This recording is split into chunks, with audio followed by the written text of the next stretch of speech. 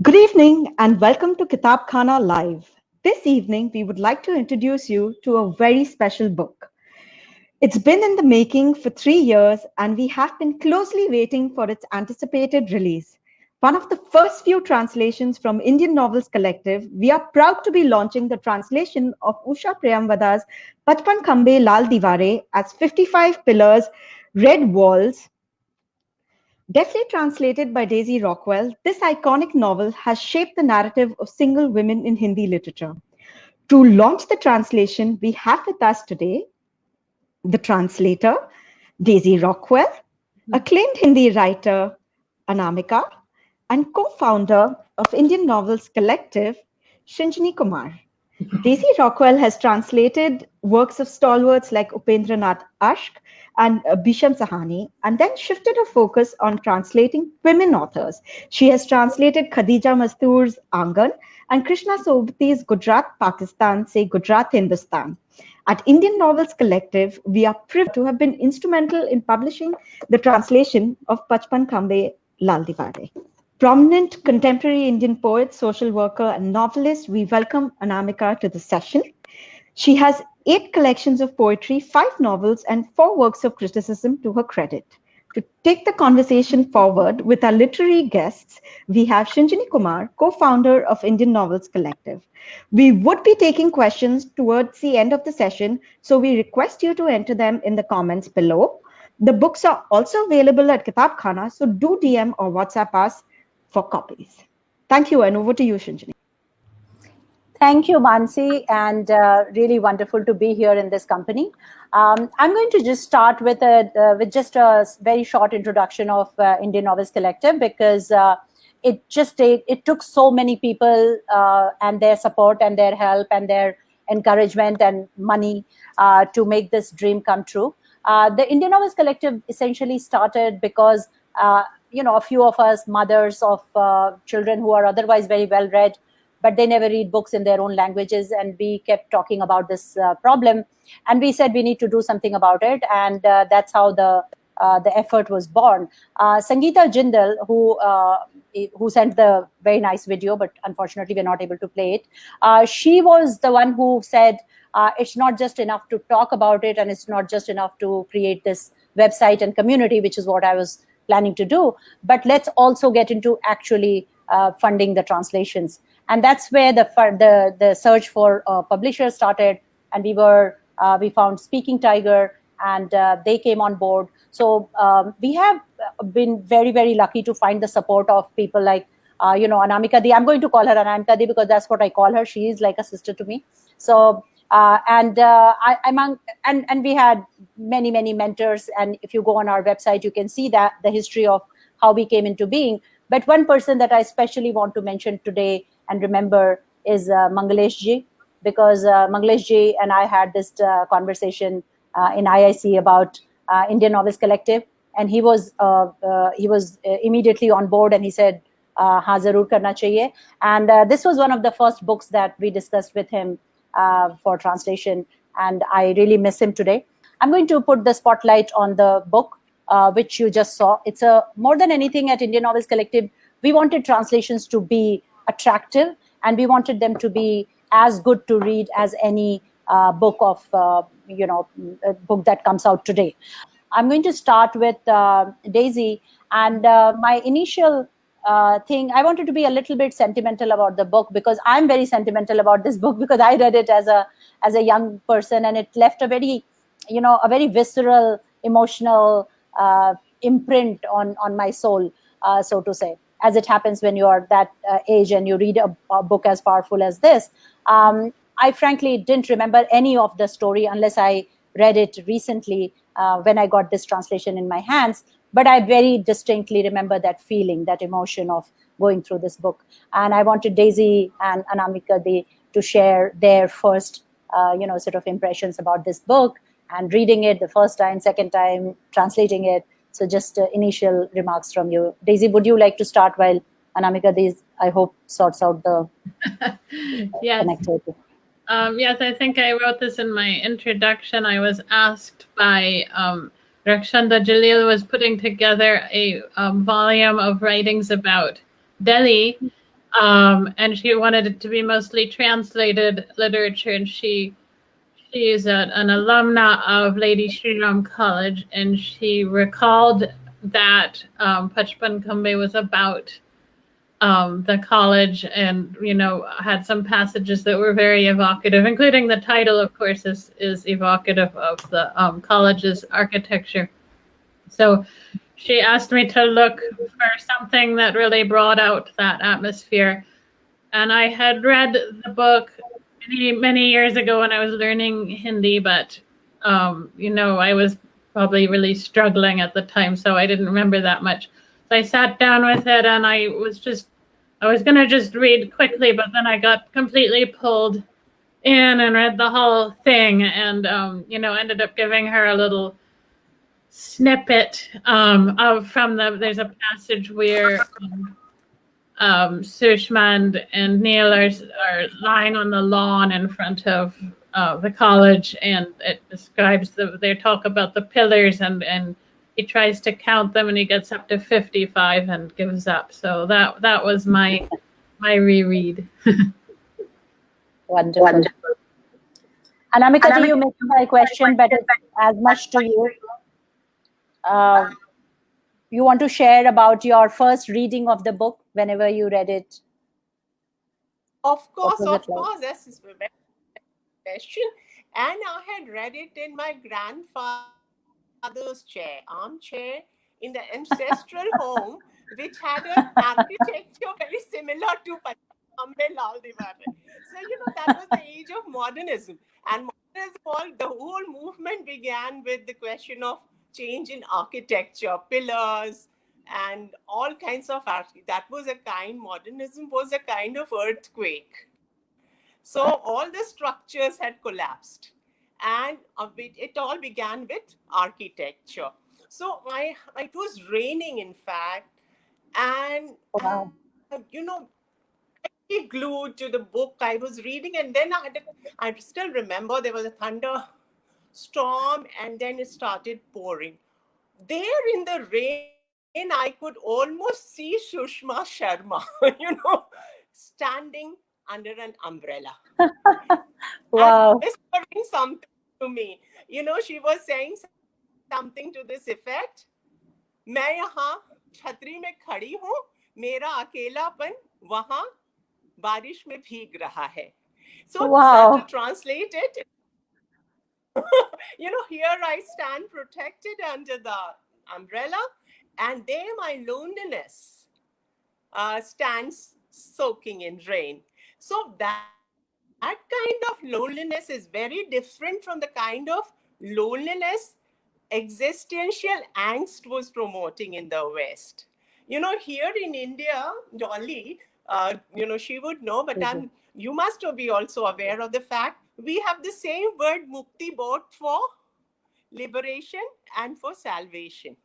So mukti here is something that gets into the right frame of mind, where mukti is someone who can liberate others, cause mukti for others. So in that sense, I could see her, Sushma Sharma, taking her choice. It was not an existential choice, in a different with a different angle, and that was the time when I was also teaching Doris lesson in my classroom, and that fat book had the five parallel to the 5 books in Doris lesson.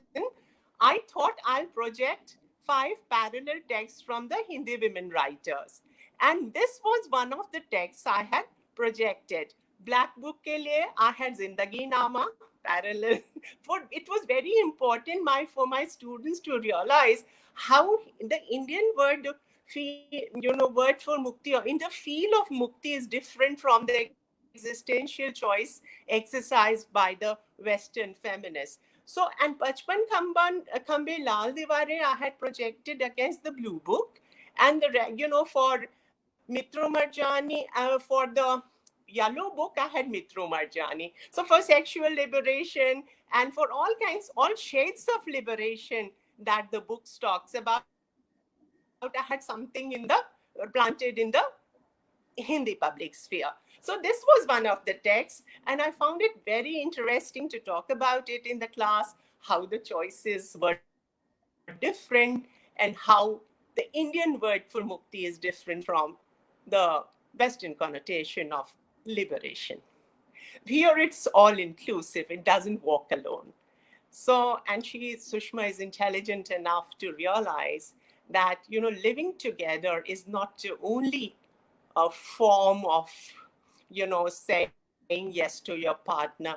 Umr bhar ek Independent. mulaqat chali jati hai. The impressions that you leave behind, the little shades of sacrifice, imprints that you leave behind, they are fossilized, or they freeze as karmas here in India. This karma That's karma also has deep memory, meant to interact with your soul. This kind of a parallel study. This yeah. book helped me to promote in the classroom. So I'm very thankful to you for this very, very interesting question. And something, Memory, is a yeah. great, it's the only, it is Okay. the takeoff point this across. Yeah. Trust poets to have the best things to remember from their, pull their best things from their memorial archive. That is such a I mean, beautiful thing. So, something she said, which reminded me. You talk about, when I was thinking of this book, and when I also thought, let's check with a few other people about this book. They said, why this book? And the main problem. So we did a dramatized version of this book reading at the Times Lit Fest in 2000. Must have been 2018, I would think. And a very dear friend of mine and a very talented actor, Priyanka Setia, she read out from it. That recording is also on our website. And she read it beautifully. And there were many people in the audience and many young girls later on. They said, oh, but, this doesn't make sense. Why does she deny herself everything? And we had a very long conversation about it after that reading. And most of the younger women had this very strong, almost anger about saying, why does she have to deny herself because of whatever? But I think when I was reading your translator's note, it was a fascinating moment for me to see so many windows out of that very simplistic anger. And you also have multiple types of anger into that. But I loved how you talked about, datedness of this book and this character and this situation. And then you go ahead and talk about how Anna Karenina or Jane Austen's women, their physical material conditions could change, but that prison, that the bell jar that you compare it with, is probably still relevant and important to talk about. So I wanted to ask you, where did that defiance come from? Who were you responding to? How did you? I was almost really personally happy to read it because I'd heard that. I didn't have a rejoinder to it. I now have a rejoinder to it. So I'm very happy about it. So just talk a little bit about this. Yeah. Yeah. Okay. So, I won't, as I said before, I won't name names, but there were actually a lot of people when I brought forth the project. I made a proposal, and I was sending it to publishers. My agent was sending it, and there were a lot of people, including the author, who said that this work is too dated and it won't be received well nowadays. And it really bothered me because a bunch of the editors that looked at it said the same thing.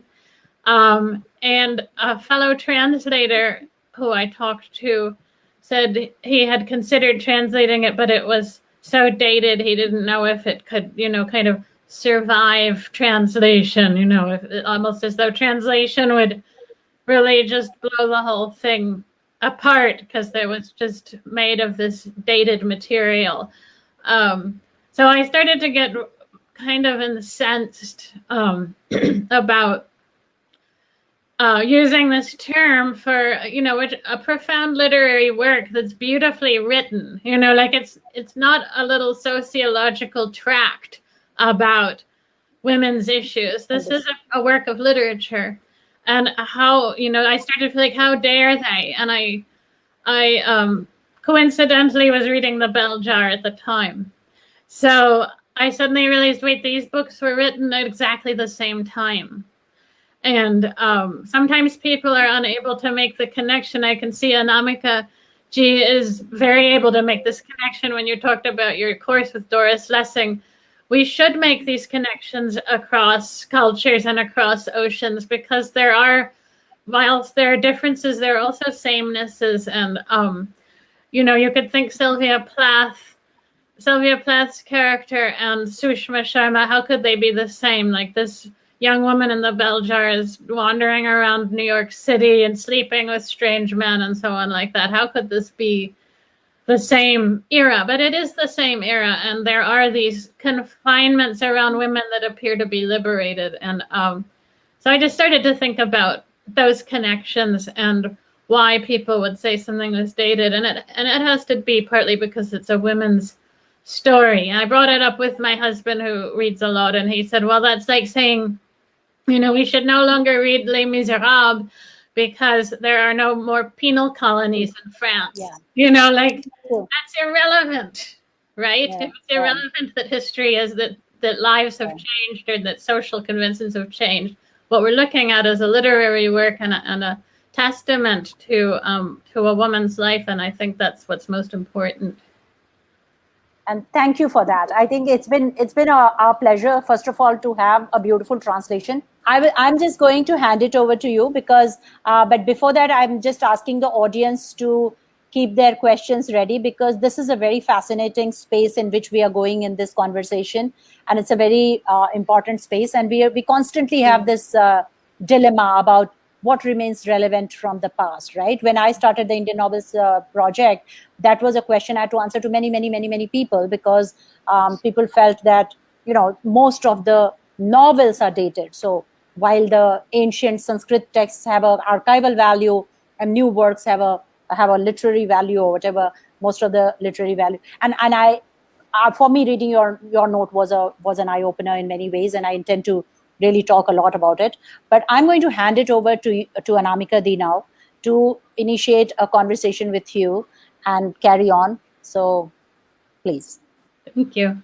Of course, the different shades of sisterhood that you were talking about, and in your preface, you also talked about opening up a window at a moment of history. Mm-hmm. So moral geographies and histories, mm-hmm. these two are very beautifully intertwined in a text like a novel, mm-hmm. Where we are all on a moral inquiry. Take, for example, the text of Beloved.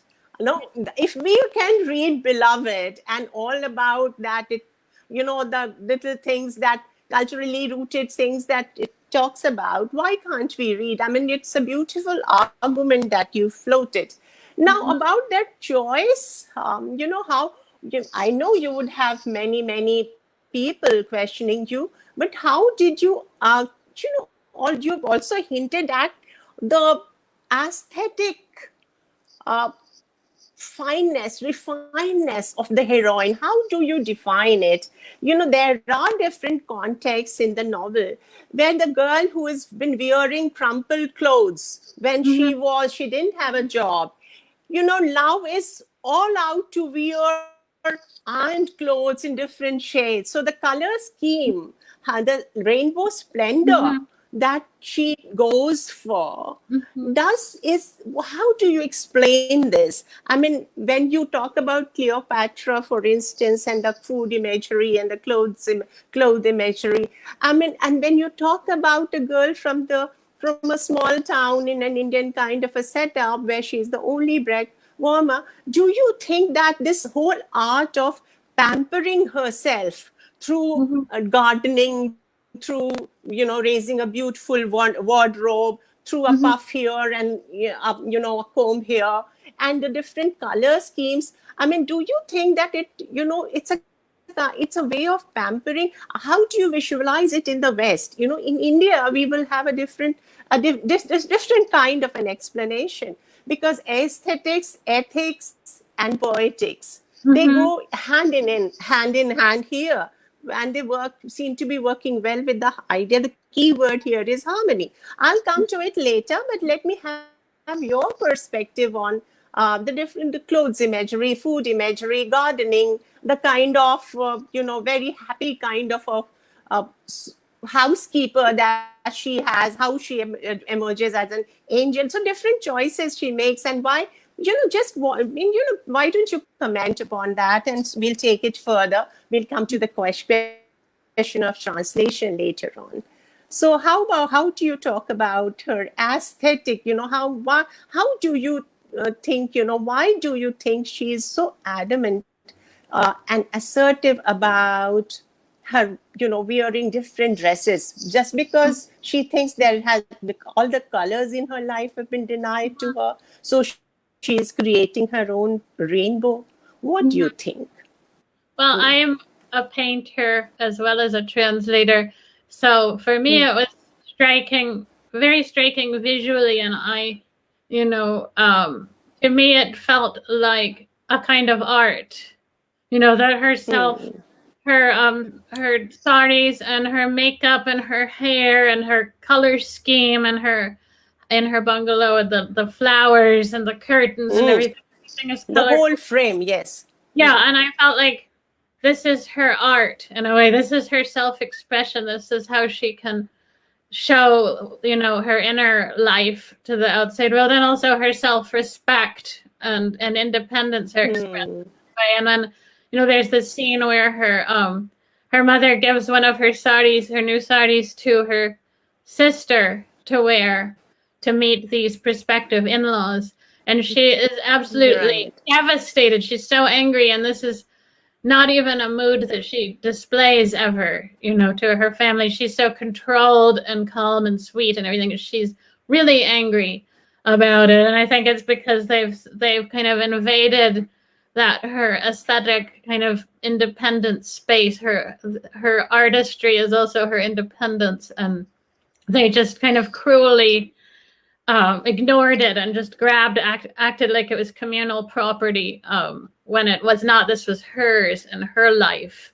So I found it very striking visually, again, as an artist, because it's just so carefully detailed how she views color and how she surrounds herself and creates herself. So that's a kind of pampering. If she has no one else to pamper her beyond Gauri, she can at least pamper herself. So this is symbolic.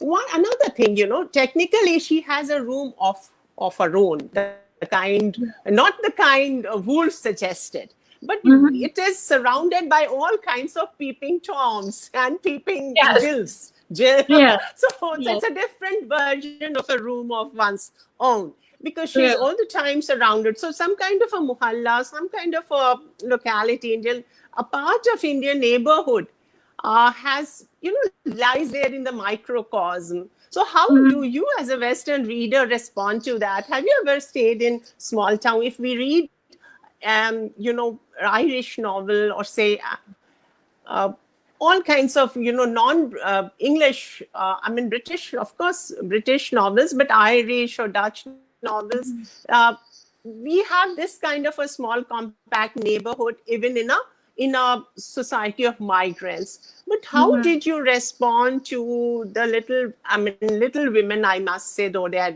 educated, peeping into her room of her own, though she has all, come at least gained, and she's very conscious of the fact that she has arrived somewhere. You remember how she holds her nameplate and how possessive she is about. She's pretty conscious about it. But how does she feel? And as a Western reader, how did you respond to that kind of a very special Indian kind of a room of one's own? So this is a query that I it's a room, technically. She has a room, but still, it doesn't have that kind of privacy. Well, I think, that it's actually amusing because it shows the limits of Virginia Woolf's concept, because in fact, she didn't envision a room of one's own that could be a panopticon where everybody is watching your every move. She thought it would be private. She imagined it would be private the way her own room was, but there is no privacy. In fact, she probably has less privacy than the people that don't have rooms of their own, because everybody, I mean, like, she's attracting the nazar basically because she has all this stuff. Everything she has is wonderful. She has the wonderful house and the clothes and the handsome boyfriend, and like everybody is very, very jealous. So I think that that Virginia Woolf did not anticipate that possibility. And I don't think it's even just, I know that there's a very Indianness about the intrusiveness, but I think it can be true in the West too, that that people get jealous when they see women having a fabulous independent life, and how dressing just as they wish and so on. There's always somebody that's going to be kind of annoyed by that. You see our political situation with the Republican Party always trying to control women and keep them from being independent in different ways. So I feel like there's also something that that Westerners can recognize in it, even though there's an Indianness to her panopticon. Very well said, actually. And how do you respond to her final choice of letting go? And how do you respond to that whole idea of, if Shinjini would remember, Shinjini, when we were in the PG Women's Hostel, that poster used to be very, very favorite. Both most of us, there was a huge poster where you had the pigeon in your hand and you let it go. And it said, there was a caption, if you love somebody, let it go. If it comes back to you, it's yours. Otherwise, it was never meant to be. Do you remember, Shinjini? Most of us had this. That was in our rooms. I didn't, how do you respond to this notion of letting go, mukta karna, liberating, without, because, India has a different kind of notion. When you take an external view of your inner self, in the Upanishad, they talk about the Suparna birds, where one bird is eating the fruit of karma and the other self is watching over it. Towards the end of the novel, Sushma also sees herself from outside. That's why I wrote that, I put that line in her mouth that मैं यहाँ बारिश में खड़ी छतरी में खड़ी हूँ मेरा अकेलापन वहाँ बारिश में भीग रहा है I'm standing protected under the but my loneliness is out there. So watching yourself as an outsider, this whole exercise of not letting your liabilities, you're not imposing your liability on others, and if the person has a better prospect without you, it's okay to let go. And, not to burden anyone, but be a silent observer. Is she intelligent enough? Do you think, as a sensitive woman, writer, painter, translator, how do you respond to this kind of a choice? You mean the ending? And what would you have done? Because she's, started on a very personal note. Had you been Sushma Sharma, there in your part of the world, what would you have done? Right. Well, I mean, I think a lot of people say the ending is cruel because she does not go to him, or she doesn't take up his offer. She, because we always expect a romantic ending and feel like somehow a little bit bereft when the couple doesn't end up together. I think a lot of people see her letting him fly away as the sad part, but the sad part to me is that her whole family is going to move into her house. Like I think she has this beautiful independence, and as you keep talking about her akelep and her solitude, it's a kind of a beautiful thing to her, even if there's some sorrow to it. But that is going to be destroyed by her whole family moving into her beautiful space. And that's really the sad part, because I think it's clear that Neil in the end would have been another cage. He wants to possess her. He doesn't want her to work. he wants to support her and her family and so on. So he is not going to give her any independence, and that relationship is over already because she's realized that about him, that what she values about him is here and now and not in the future incarnation of the relationship would be a cage. But the fact that her whole family is moving in with her is really the sad part, because she has this space all to herself, and she will no longer have control over her life, and that's I think that's depressing. And I think women make these choices all the time. I think even in modern times and modern U.S. cities and whatnot, women get married and they give up part of themselves, or they devote themselves to taking care of family. And there's just a lot of ways that women make sacrifices all around the world, and they might be specific flavors in specific countries, but it's, I think, very recognizable to a Western eye to see women giving up their own solitude or independence for family or for a man or something like that. I actually want to come in and ask a question of Anamika Dey, and I'm reminded of physical. Shinjini, yes. Sorry, yeah, I'll ask it. So, Daisy, I don't know if you ever happened to see it, but there was a quite a popular television series made by Doordarshan on this book. Right, I heard about it. Yeah. And the person who played Sushma, I've seen it. Meeta Vashish played the role. Is Meeta, and she was beautiful as Sushma. And Meeta is a friend. And I was I was talking to Meeta about this book the other day when it came out, and she was telling me about the time when that show was made, and she said it was. She said almost everywhere I went those days after the show got over, people would literally mob me and say, "Why did you not turn up? Why did you not turn up at the airport? Why did you not go and join him?" She said it just evoked so much anger in people that she does not go. She said, I was like, she was narrating an episode where somebody literally, opened the window of her car, knocked on her window. She opened the window, and this person literally shouted at her, "And why did you leave this guy?" Right? And she was like, "It wasn't me; it was the writer." So I wanted to ask Anamika a question, because even then, even when it was adapted in the 90s, that emotion had already changed. As beautiful and romantic as what both of you said, and as eternal that feeling may be, to the widest section of readers and audiences, that's not something that they can relate to. I wanted to ask you, Anamika, the one question, that if you were to write a book like this today, how would you end it?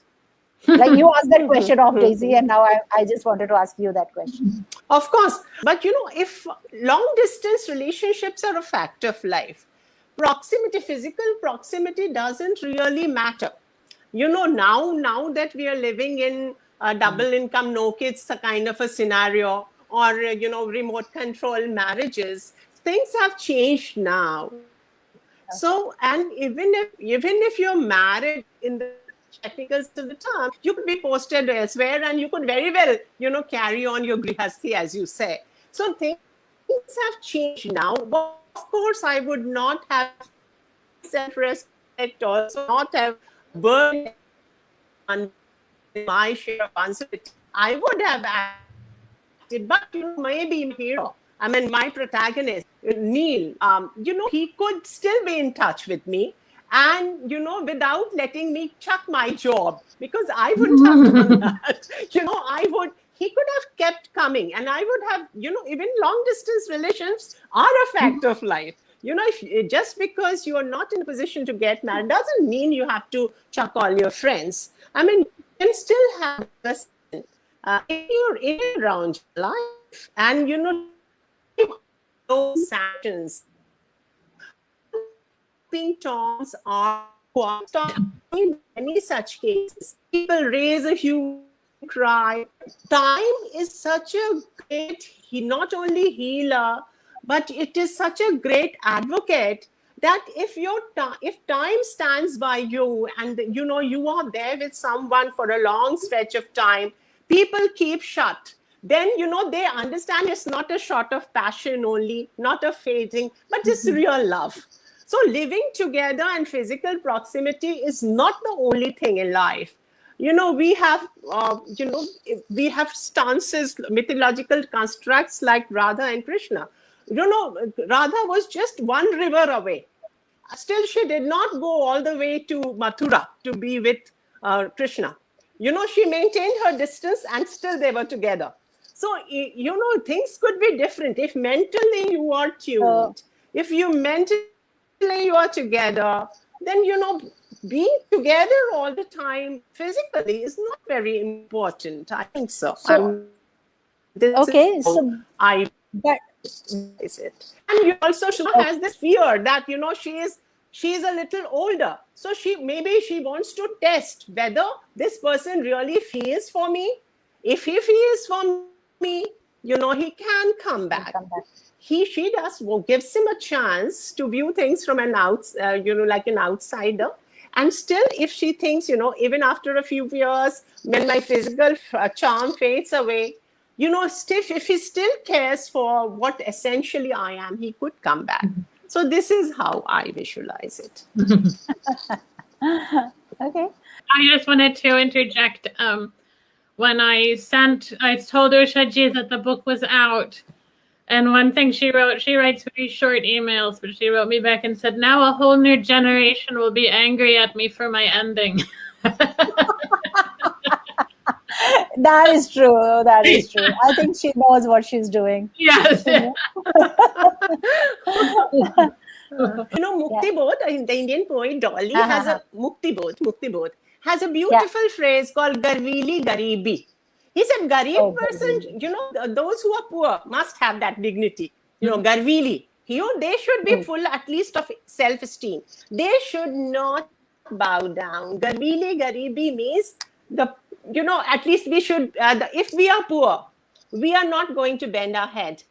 It's for the mighty and the rich to come to us. So Sushma Sharma was absolutely right. It was Neil's turn to come back to her to take decision.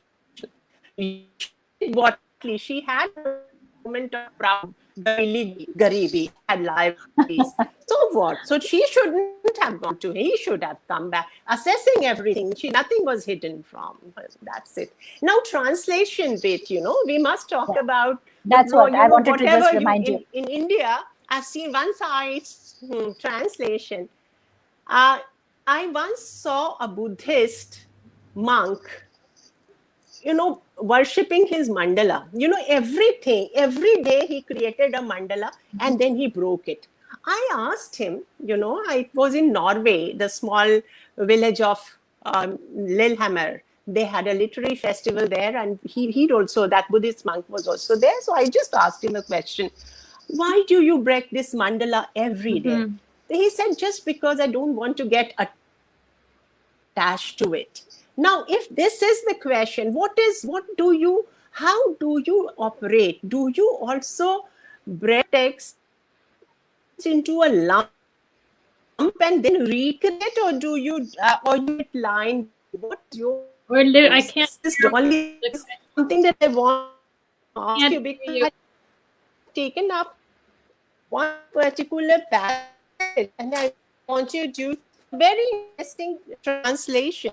I could read this. If we do not have time to, there are certain very interesting parallels, cultural parallels. Like in Hindi, there's a word, प्रकाश का एक भाग आकर उसके पैरों पर लोटने लगा, and you've written a shaft of light shone in bathing her feet. Now bathing and lotne, not rolling on at the feet, but bathing. Now I was reminded of Mary Magdalene, how she washes her,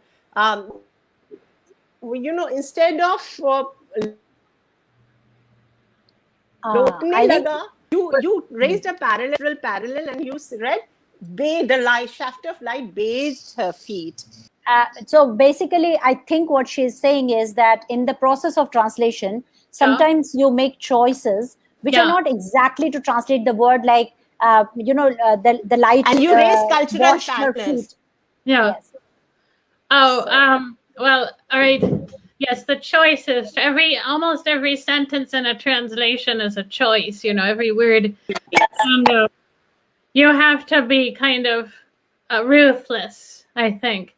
Like, I know some people who only translate small poems because then they can really agonize over the choices. But I translate long novels. So I have to be brutal, and I just make choices at lightning speed. Sometimes I have to leave them for a month or something, but I am often making choices just at lightning speed as I write along. I do my first draft by hand. And I, like, for example, if I don't know a word, I look it up in the dictionary and there's 6 definitions. I have to pick one. I can't put all 6, So sometimes it's hard to decide which one they meant, but I just go for it. Because I think ultimately, and my belief is that I'm creating a work in English. And so if it sounds like I was, confused or belaboring it, it's not going to sound very good in English. And I think that's part of your Indian novels collective goal, is to make works appealing to a current readership. And so I have academic training, and I understand the perspective of laboring over the exact semantic meaning of each word, but that's not going to create a readable English work. So my goal is to create something that has the same, or a similar literary value in English. So some, you could easily look in and compare a sentence here and a sentence there from what I wrote, and maybe sometime I'm even just dead wrong. Like, that can always happen. I'm not a native speaker, but also even native speakers make big mistakes. But mistakes is really not the way to look at. And I'm not saying Anamika said this, but if you're looking for mistakes in a translation, you're doing it wrong. Like, that's not the way to critique or enjoy a translation. The way to enjoy it is to think, what is the whole that I've been given? Does this hang together as a coherent work in the English language, or does it make me feel like somebody was struggling with their dictionary the whole time? So that's kind of my perspective. Like, I wouldn't even. She was asking about a specific sentence. I probably have no recollection of translating that sentence because I just made my choice and I did it. Can't hear you. Actually, what she was saying was exactly that. Yeah. That you actually come up with very nice cultural parallels to and how do you come up with those cultural parallels sometimes? I think that's what I could make out from what she was saying. And one of the things that we've debated like a lot with all of our mentors, because even within our community of mentors in Indian Novels Collective, there's this always the people that want to be very loyal to the original versus people that, as you said, want to have books that are very good and readable. So the other book that we got translated was Jerry Pinto did a translation of a Marathi classic, Ranangan. And the other day Shantaji and Jerry were having a similar discussion, and Shantaji said something which you will like to hear, and it stayed with me. She said, I'm right now, most of the time I'm loyal to the translation, but right now I'm translating a book where I feel like the author is sitting next to me, and I have to tell him that, sorry, you didn't have a good editor then, and now you have. So I'm going to do it for you. That's often the case with Hindi books. They're just not as well edited as English exactly. books. I edit things, like if there's something really glaring, I just, I take it out because I'm sure the author wouldn't want it there. And it's just that their editors never bothered. Absolutely. That's exactly what she said. I thought that was a very insightful thing. And it's an interesting fact, if you know the Japanese author Murakami.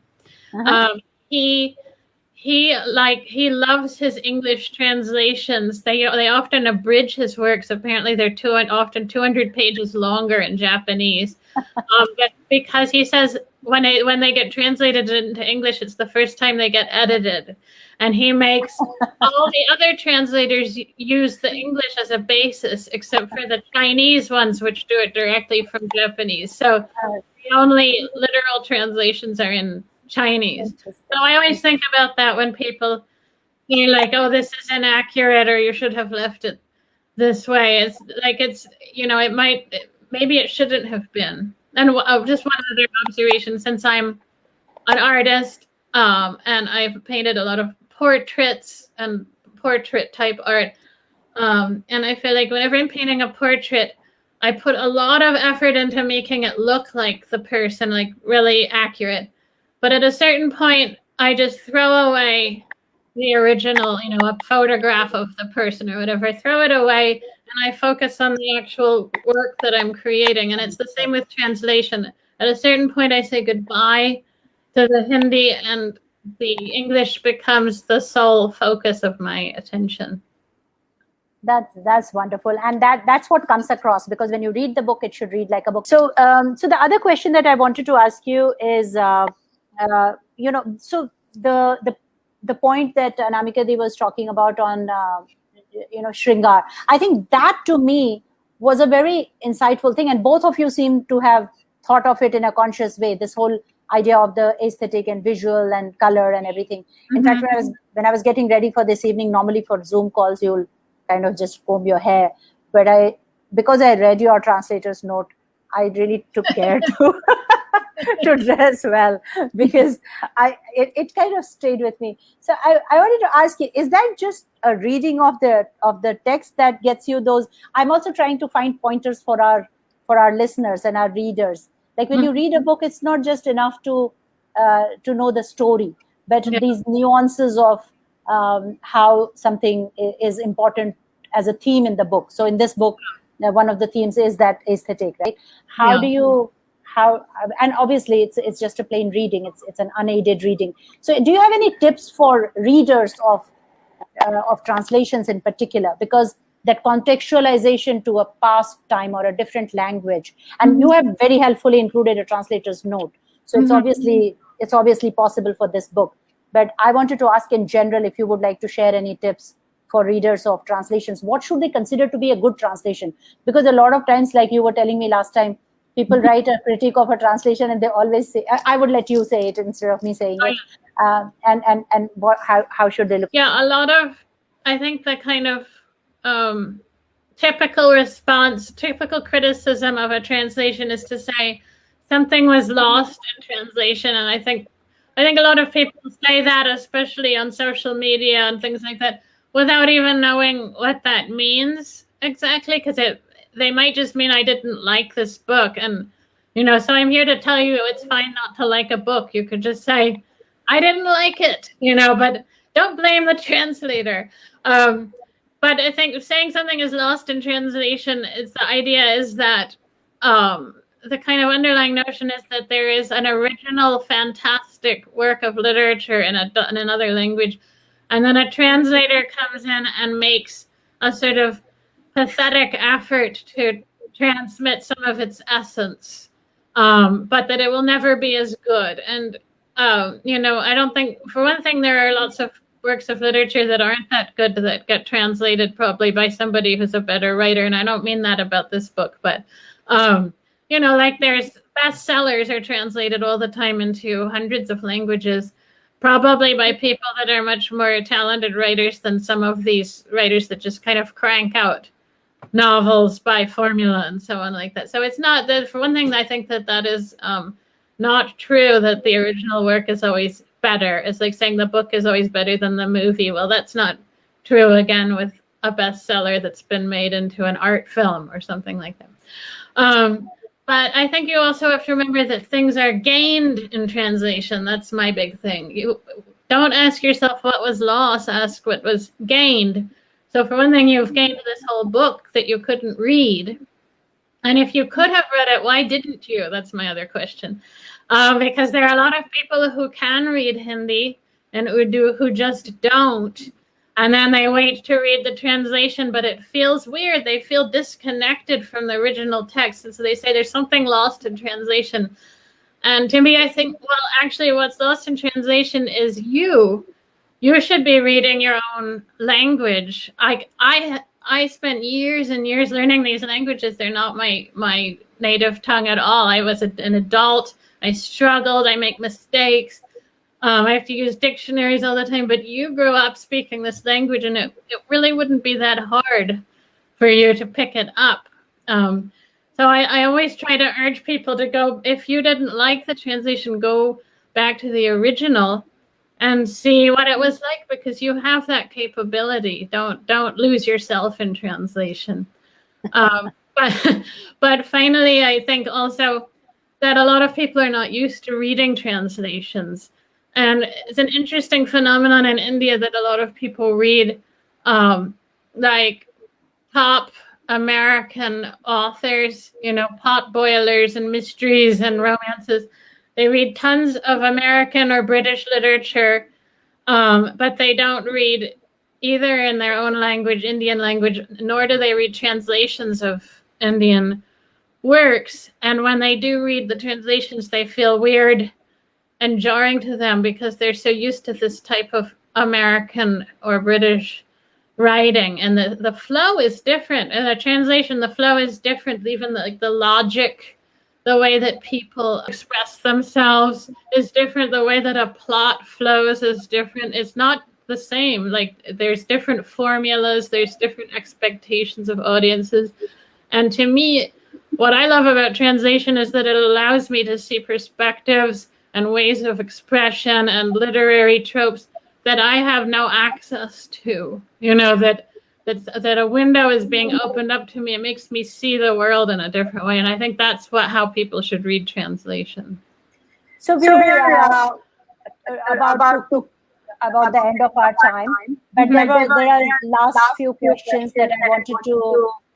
If Anamika is back, then I wanted her to respond to how important is this book for Hindi literature. Sorry, guys. I think we'll get the answer from Anamika and post it on our social media.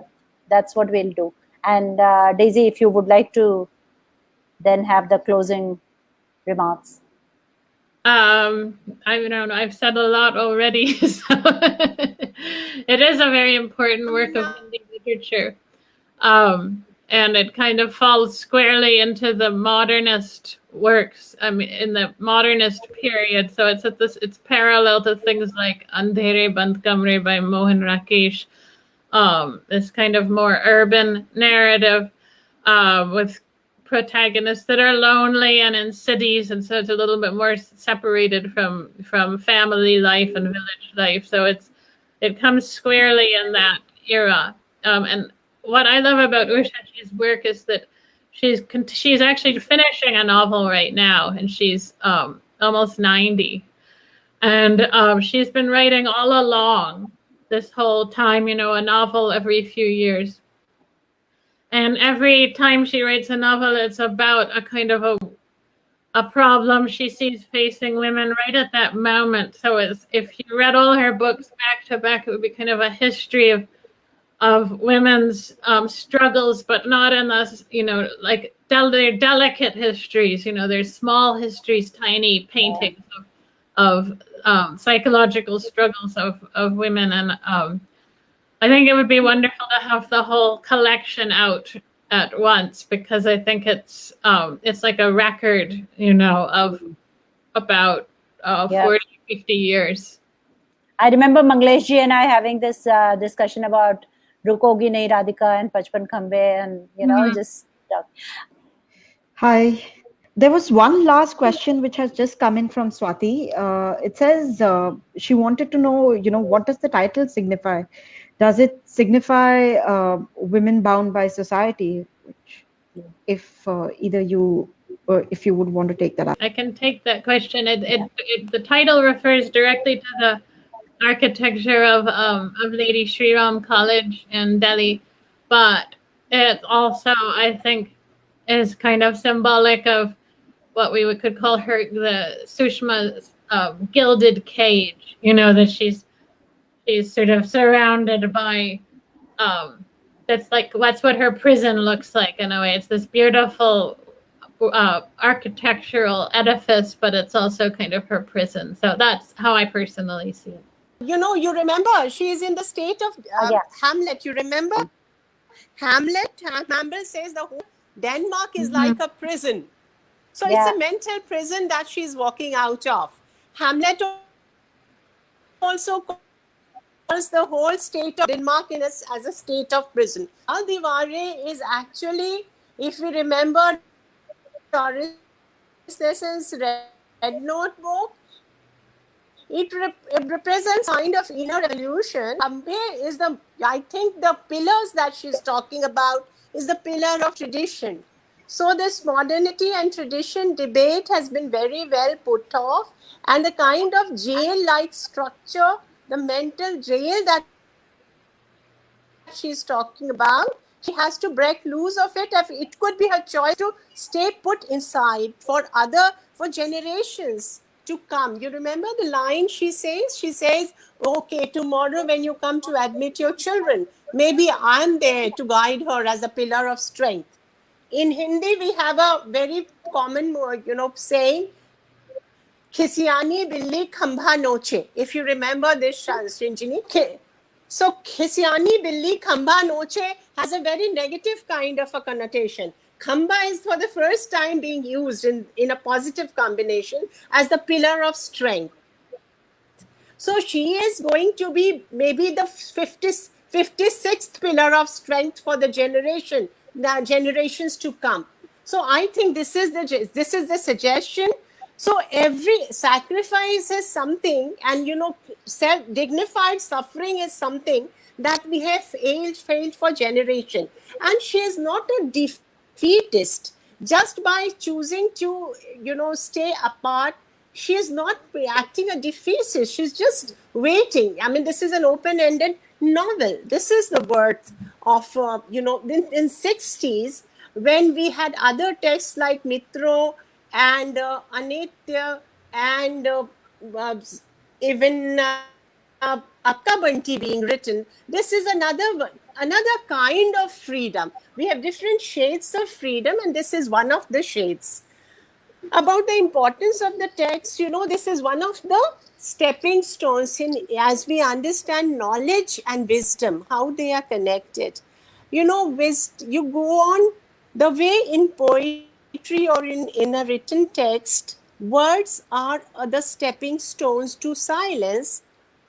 In a seminal text, feminist text like this, even internal dissensions, internal choices are the stepping stones to the ultimate choice of mental freedom, spiritual freedom. This is what she is trying to claim. She will not be like yet another, what is Mrs. Shastri. She'll definitely be a different version of a person who doesn't care to get married. But getting married is not the be-all and the end-all of life. She will have a different kind of life for herself, and she finds herself in a position where she would raise a whole generation. Maybe she belongs to the generation of the baby boomers, but for a teacher, biological motherhood is not important. The kind of children, of her soul that she would be bringing forth and coordinating to the world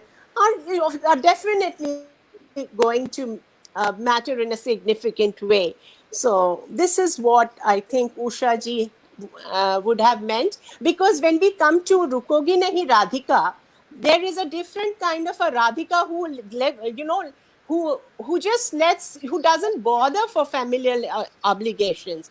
So not that Usha ji didn't have that kind of a heroine in mind who couldn't care less. But here is one version of freedom which exercises alone. Walking tall or walking alone is one of the very important choices of life. I'm all for Sushma, and Rukogi Nahi Radhika is a different version by Usha ji. And in all the other novels, Mitro Marjani, for instance, Mitra Marjani also makes a definite choice. Instead of treading her mother's path to unlimited freedom, she chooses to come back. And you can't call it a conservative comeback.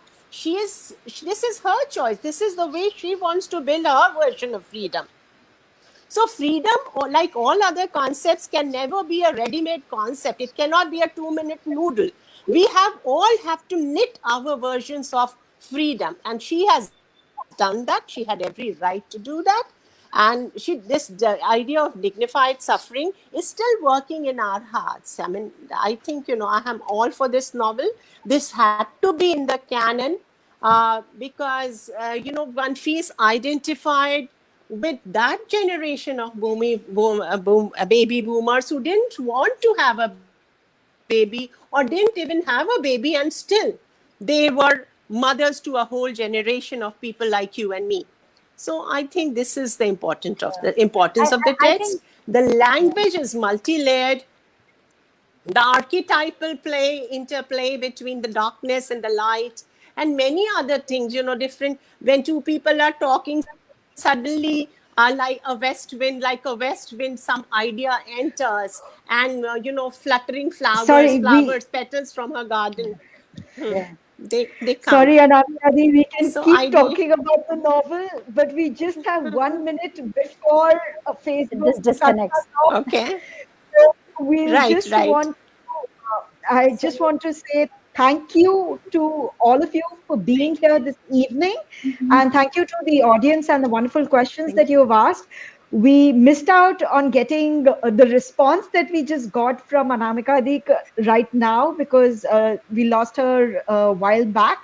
But we would definitely put out a small clip of Yes. the answer on our pages so that you could get the answer that you're seeking about why is this book so important and how does it fit in with other women writers from the generation. Good night. Thank you, Daisy. Thank you, Anamika Di. Thank you, Shinjini, for thank having you, thank being you, with thank us you, thank on you, Kitab thank you. Khana Live. Do remember, both the Order the books book. are available on Kitab Khana. Please DM us or WhatsApp us to get your copies and please read these two very important books. Thank you and good night.